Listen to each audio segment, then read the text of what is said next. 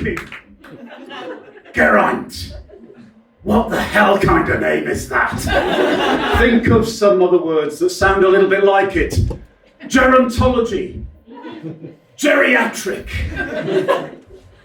Gerontocracy. All to do with being old, and that's where the name Geraint comes from.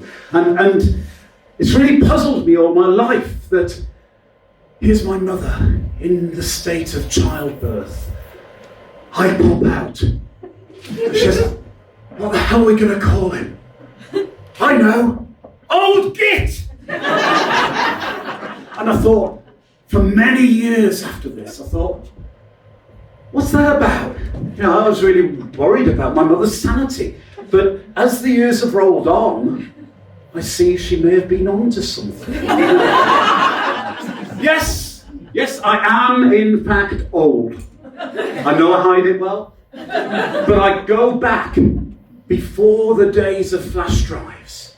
I go back before the days of CD-ROMs, floppy disks. Now, looking around, there are some very young people here, and I think I'm going to have to do some explaining here. So, for those of you not in the know, floppy disks came in two varieties. Now, first there were the 5 1/4 inch floppy disks, and they were really the crepe Suzette of data storage. and so the scientists thought, we've got to fix this, and so they crossbred them with some Viagra. And we ended up with some discs that were nice and hard and firm, but I never understood why they were smaller. I go back a bit further than that. Before personal computers, before mice, before monitors. Yes, folks, I go back to the days of magnetic tape and card punches. So one day, I was in the lab working on a card punch. Now, for those of you who are not familiar with card punches, I have to say that what they were about was about punching lovely little patterns of holes in bits of cardboard using a pneumatic drill. Noisy, but if you're a computer, deep and meaningful. And my boss was working on the machine next to me, and he called over to me and he said, "What are you working on?" And I said, "I'm trying to find solutions to the problem of unemployment following the 1981 recession." And he yelled, "Oh, very impressive!" So I asked him what he was working on. And he said, "I'm trying to make it so that Lancaster is the best university in the land." Hey! So I yelled over to him, "That's crap!" Now, for some reason, from that point onwards, my career trajectory took a turn that can only be described as downhill. I was hollering truth to power. Yeah. You need more data! A few months later, there was a knock on my office door.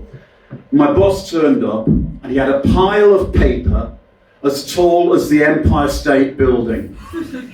And he said, "There's a lot of data in this, you're absolutely right, and I need you to punch in all these numbers onto cards to go into the computer." And I said, "Why didn't you get those data on magnetic tape?" Actually, I think the words I used were, "Why didn't you get those data on magnetic tape, you arsehole?" And it turned out he'd been to an office in Cheltenham where he had charmed a young lady called Celia, Cynthia, Cassandra. It was one of those Cheltenham names. And her boss would let him have the data on paper, but not on magnetic tape. So he had to drive his car to a back alley behind this office, and she would give him everything on paper. So basically, everything that she gave him was through the rear entrance. and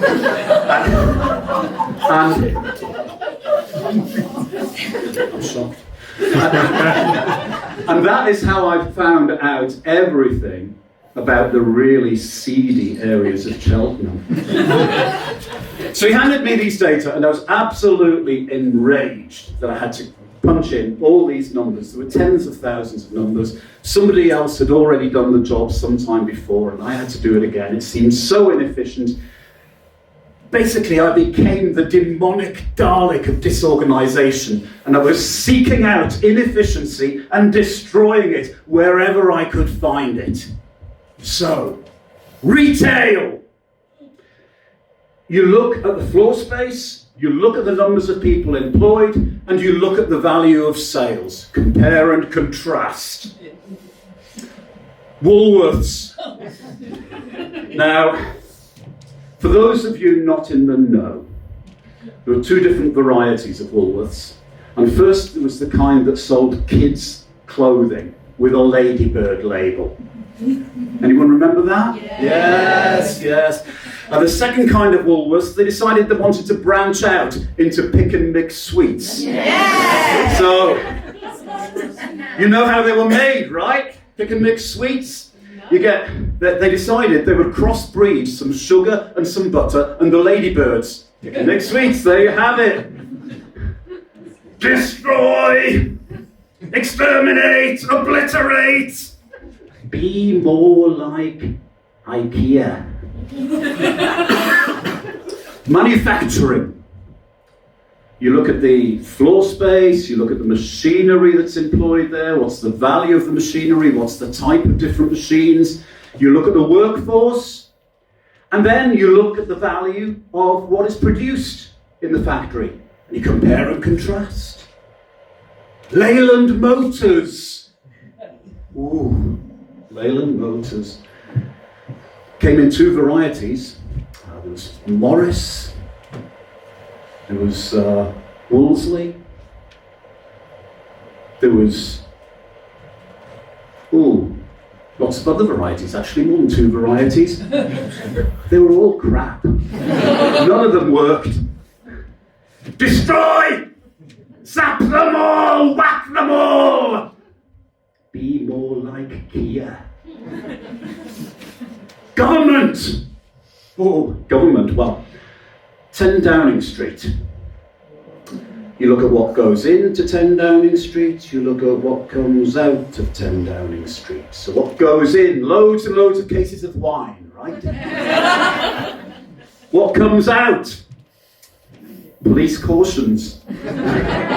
So you can look at the ratio of police cautions to bottles of wine and compare it with all the other nightclubs. So eventually, Sir Edmund Downton Abbey Smythe, the head of the civil service, got to hear about me and all the work that I was doing on efficiency. And he decided he'd like to have some work done about the efficiency of universities. He figured that his own old university, his alma mater, would be terribly efficient and he could challenge some more funds that way. Whereas some other universities weren't so efficient and he could squeeze them until the pips squeaked. Now, the trouble with this is that if you're the University of Toftsbridge, you take in arrogant twats and you produce arrogant twats. Sir Edmund Downton Abbey Smythe, the Bullingdon Club, that thin guy, what's his name? Pete Bogg, yes, thank you.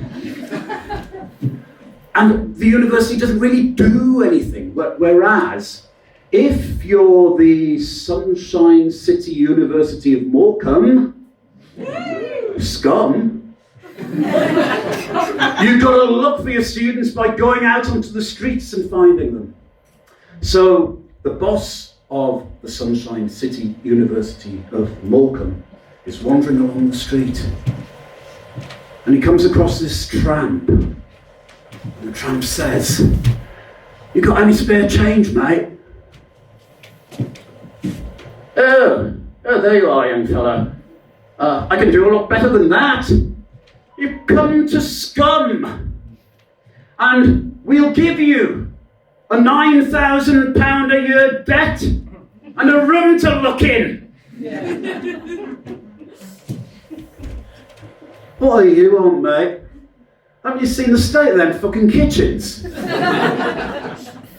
So, I guess the thing is, if you're a university like the Sunshine City University of Morecambe, by the law of averages, you're going to make things better for your students.